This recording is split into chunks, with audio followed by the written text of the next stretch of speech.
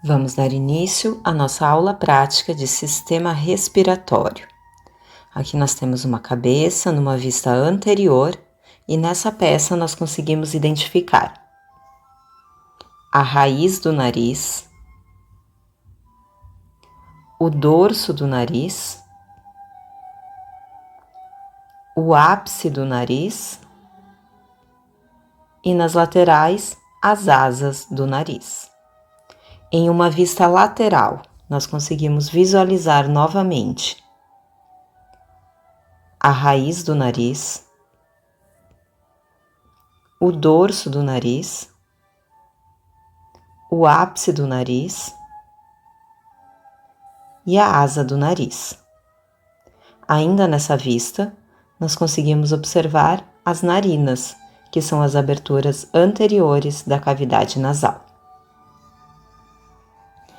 Em um corte sagital mediano e uma vista medial, nós conseguimos observar as coanas, que correspondem à abertura posterior da cavidade nasal, e as narinas, que correspondem à abertura anterior da cavidade nasal. Em um corte coronal e uma vista anterior, nós conseguimos observar o septo nasal, as conchas nasais inferiores e as conchas nasais médias. Na vista medial, nós também conseguimos observar a concha nasal superior, a concha nasal média e a concha nasal inferior.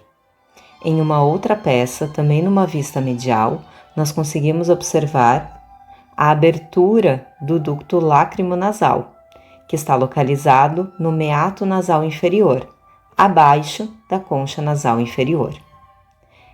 Em relação aos seios paranasais, vamos primeiramente fazer uma revisão de quais são os ossos pneumáticos. Em uma vista lateral da cabeça óssea, nós conseguimos visualizar o osso frontal, a maxila e o osso esfenoide. Em uma vista superior, nós conseguimos identificar o osso frontal, o osso etimoide e o osso esfenoide. Então, nós temos 4 ossos pneumáticos e no interior desses ossos pneumáticos existem espaços que são chamados de seios, formando assim os seios paranasais. Nesse corte coronal e uma vista anterior, nós conseguimos visualizar os seios maxilares. Nesse corte sagital mediano e uma vista medial, nós conseguimos visualizar o seio frontal e o seio esfenoidal. Os seios etimoidais não são visíveis nessas peças. Posteriormente à cavidade nasal, nós temos a faringe. E a faringe é dividida em 3 regiões: nasofaringe, orofaringe e laringofaringe. Vamos começar falando da nasofaringe. Então, nessa peça, nós damos um zoom na região da nasofaringe e nessa região nós conseguimos identificar algumas estruturas, que são elas: o ósseo faríngeo da tuba auditiva, o tórus tubário e, mais posteriormente, a tonsila faríngea. Abaixo da nasofaringe, nós temos a orofaringe, que é a porção da faringe que se comunica com a cavidade oral. Mais inferiormente, nós temos a laringofaringe, que é a porção da faringe que se comunica com a laringe. Vamos falar agora da laringe e ver quais são as principais cartilagens que constituem essa porção do sistema respiratório. Aqui nós temos uma laringe juntamente com a traqueia em uma vista anterior e nessa peça nós conseguimos identificar a epiglote ou cartilagem epiglótica, a cartilagem tireoide e mais inferiormente à cartilagem tireoide, nós temos a cartilagem cricoide. Em uma vista posterior da mesma peça, nós conseguimos visualizar a epiglote e a porção posterior da cartilagem cricoide. Então, nessa vista, nós podemos observar que a porção posterior dessa cartilagem é maior que a porção anterior. Vamos visualizar a laringe agora nesse corte sagital mediano e uma vista medial. Então, vamos dar um zoom dessa região para ver quais são as estruturas que estão presentes nela. Nessa vista, nós conseguimos visualizar a epiglote, na região mais anterior, a cartilagem tireoide, e abaixo da cartilagem tireoide, nós temos a cartilagem cricoide, a porção anterior e a porção posterior. Além das cartilagens que constituem a laringe, nós também conseguimos visualizar as cordas vocais.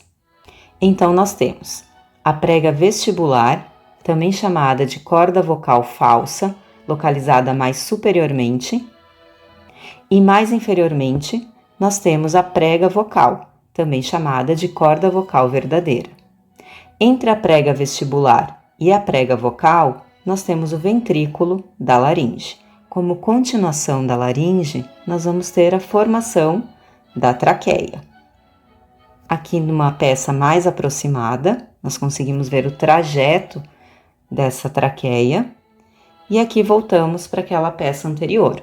Então, nessa peça, logo abaixo da laringe, nós conseguimos ver a traqueia. A traqueia é formada pelos anéis traqueais, e entre os anéis traqueais, nós vamos ter os ligamentos anulares. Em uma vista posterior, nós conseguimos visualizar que os anéis traqueais são anéis incompletos de cartilagem, e sendo incompletos, nós vamos ter a formação de uma parede membranácea, fechando essa traqueia posteriormente. A bifurcação da traqueia vai dar origem aos dois brônquios principais, e o ponto onde essa traqueia se bifurca é chamado de carina da traqueia. Aqui eu coloquei uma traqueia natural e nós conseguimos visualizar a presença dos anéis traqueais, essas estruturas mais esbranquiçadas. Entre os anéis traqueais, nós temos a presença dos ligamentos anulares. Em uma vista posterior, nós conseguimos visualizar a parede membranácea. Como falado anteriormente, a traqueia vai dar origem aos dois brônquios principais.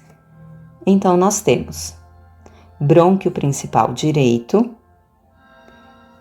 e o brônquio principal esquerdo. O brônquio principal direito vai dar origem a 3 brônquios lobares, que são eles: brônquio lobar superior, brônquio lobar médio e o brônquio lobar inferior. O brônquio principal esquerdo vai dar origem ao brônquio lobar superior e o brônquio lobar inferior. Falando um pouquinho agora dos pulmões. Aqui nós temos uma vista anterior da cavidade torácica e nós conseguimos visualizar os dois pulmões, o pulmão direito e o pulmão esquerdo. Nesses dois pulmões, nós conseguimos identificar o ápice de cada pulmão e também conseguimos identificar as 3 faces dos pulmões, que são elas: face diafragmática, face mediastínica e a face costal. Além disso, nós também conseguimos identificar os lobos de cada pulmão.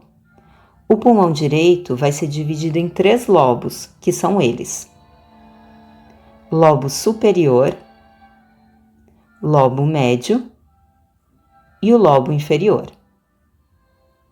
O pulmão esquerdo vai ser dividido em 2 lobos, então nós vamos ter o lobo superior e o lobo inferior. Separando esses lobos, nós vamos ter a presença das fissuras.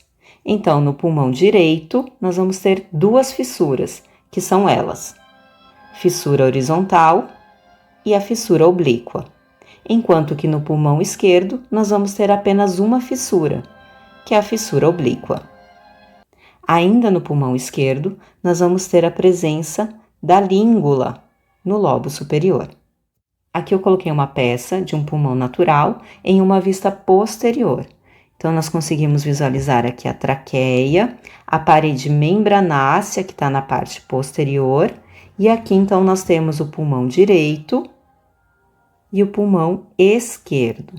O pulmão esquerdo está mais fácil de nós identificarmos, então, nós conseguimos visualizar com clareza o lobo superior e o lobo inferior desse pulmão.